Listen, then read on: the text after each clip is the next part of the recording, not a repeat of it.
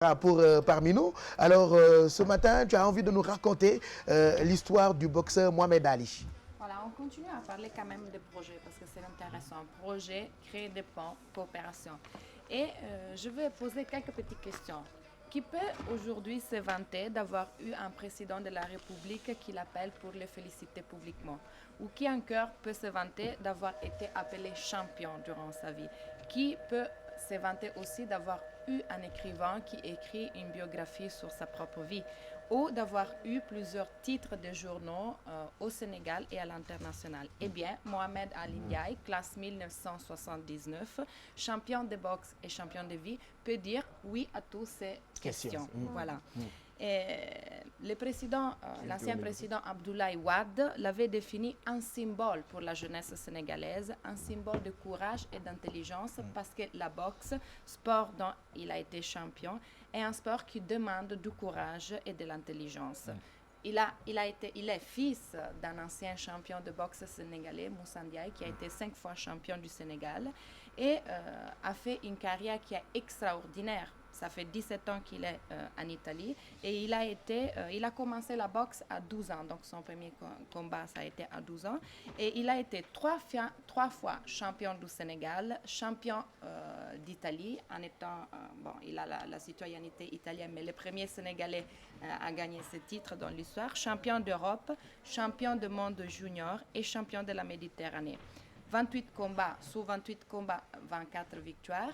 Mais ce qui est intéressant, à part son histoire comme sportive, c'est exceptionnel. Je dirais c'est l'engagement en tant que Sénégalais de la diaspora pour des projets liés aux handicapés au Sénégal.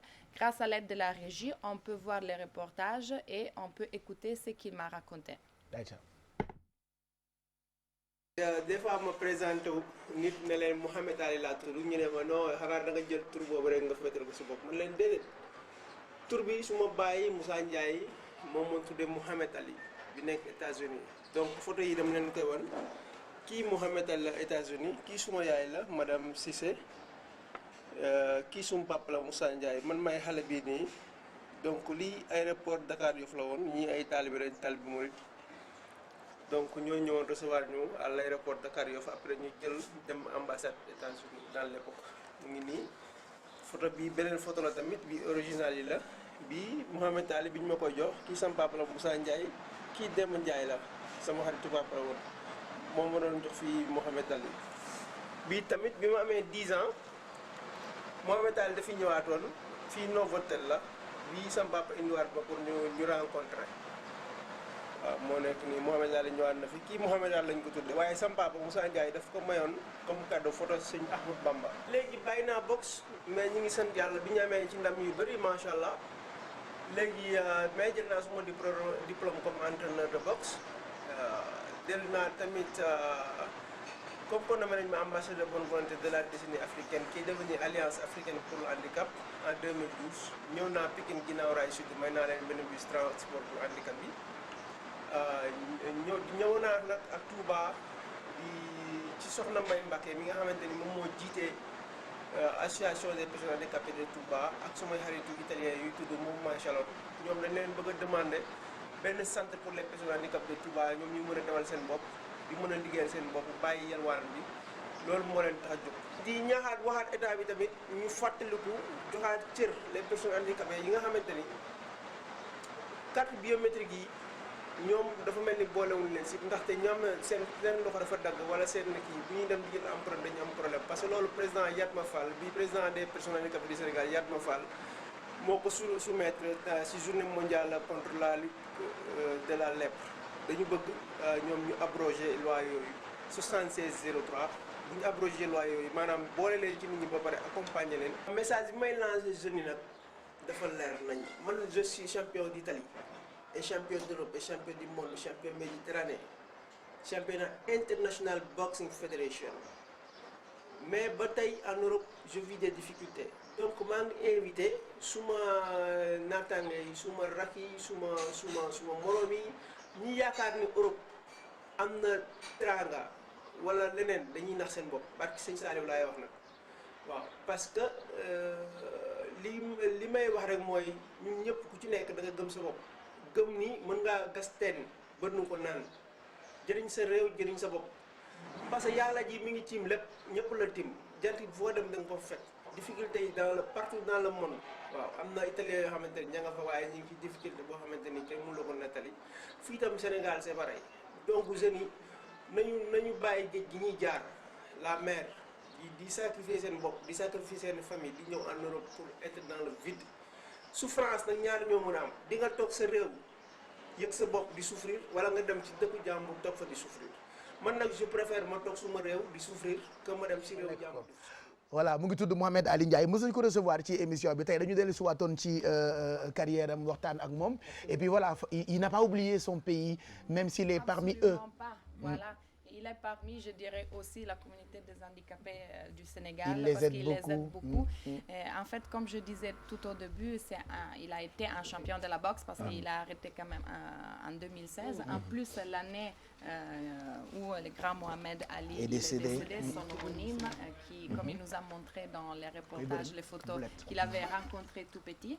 Mais un champion de vie aussi parce qu'il a décidé de s'engager pour le Sénégal. Et comme il m'a précisé lors de notre rencontre, c'est un souhait aussi qu'il fait aux autres Sénégalais de la diaspora. Ce n'est pas seulement de s'engager pour le Sénégal, mais de s'engager pour les autres pays d'Afrique. Donc de faire, quand on peut, de créer des liens, de faire quelque chose vraiment pour le continent. Donc il m'a raconté qu'en 2012, l'Alliance africaine pour l'handicap l'a nommé ambassadeur de bonne volonté. Donc il avait en fait appelé à Pékin pour venir présentier, etc. Mais il a décidé d'aller, lui, il réside en Italie à Pontedera, de parler avec la mairie et donc il a amené un bus pour les handicapés. Donc personne lui avait demandé quoi que ce soit, donc il est arrivé et il a décidé depuis lors de s'engager effectivement pour les handicapés. Voilà des actions sociales. C'est bien. Pour redonner, pour essayer de faire comprendre, voilà, redonner à tous les handicapés de la dignité, du respect, aussi des possibilités d'accès au travail et aussi de détruire les barrières, parce que ce n'est pas facile aujourd'hui au Sénégal. Voilà. Et il a commencé un projet d'un centre pour les handicapés à Touba. On pourra un jour aller le visiter, toi et moi. Et aussi, dans le futur, il y a un projet pour créer du travail ici. Donc voilà, aussi pour les jeunes, je crois. Moom, il vit en Italie, c'est ça? Il vit à Pontedera depuis 17 ans. Il est marié avec une D'accord. Italienne. Et il vient souvent, il aide, il soutient, il fait des sociales. Il est respecté en Italie surtout ci domaine bi mu nekk mooy boxe bi mu doon def bàyyi na ko daaw année bi nga xamante ni wax na ko léegi turandoom ki nga xamante mooy Mohamed Ali daal di décédé. li tax mu bàyyi ko maanaam ay feebar la wala blessure yoo xam ne am na ko.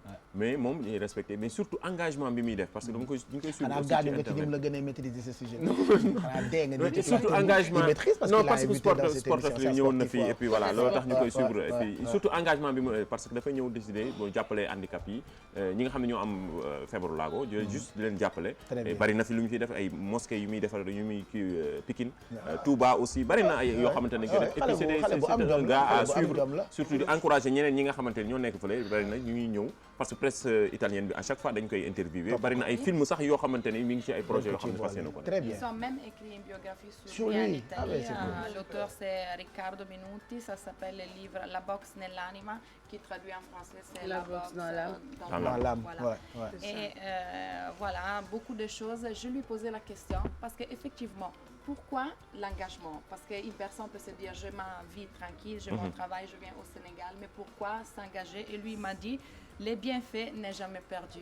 Donc voilà, je pense que c'est quelque chose qu'on peut partager. Et effectivement, parfois ça ne coûte rien et ça peut aider beaucoup de gens. Donc, voilà, et puis il ne faut jamais oublier sa patrie. Voilà, il ne faut jamais oublier son pays. Merci en tout cas. Voilà, à travers ces projets, c'est pour montrer, comme je l'ai dit, aux États-Unis, on parle souvent de Trump, il veut créer des murs, etc. Nous, on montre aussi qu'avec l'engagement des gens, la connaissance et le respect mutuel, on peut créer des ponts pour voilà, s'entraider. Voilà. Et puis il y a certaines personnes qui disent que le monde de demain appartient aux métis. Pour qu'il y ait beaucoup de métis, il faut ouverture. Voilà, il faut beaucoup d'ouverture. Libre circulation pour les gens. Voilà, c'est important.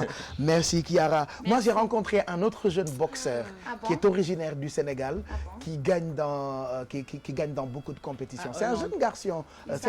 Il s'appelle Iba Diop. Voilà. Il est en Hollande. Voilà. Je parle souvent de lui. À chaque fois que je vois Mohamed Ali avec d'autres Sénégalais qui font de la boxe ailleurs, je pense à ce jeune garçon-là. On fera peut-être un reportage sur lui un jour avec Mamadou Ndiaye. Iba Diop le tudd, il gagne ci ay compétitions yu bëri en Hollande. Merci en tout cas. Pas facile nekk jeune Sénégal bon. jeune Sénégal di s'imposer wu ci ring yi sax soo foofu noonu yombul. Il faut avoir une bonne source de motivation. Rek voilà. C'est-à-dire que xam fi nga jógee xam ki nga doon. ba noppi motivé wu c'est tout. Jommul kenn aujourd'hui le Cameroun c'est une équipe qui a montré que. jom boobu ngay wax nag moom voilà parfois le courage. te ñun Sénégal dañu mooñaale ak jom. Absolument. dañu mooñaale ak jom. Merci Kiara pour parmi nous.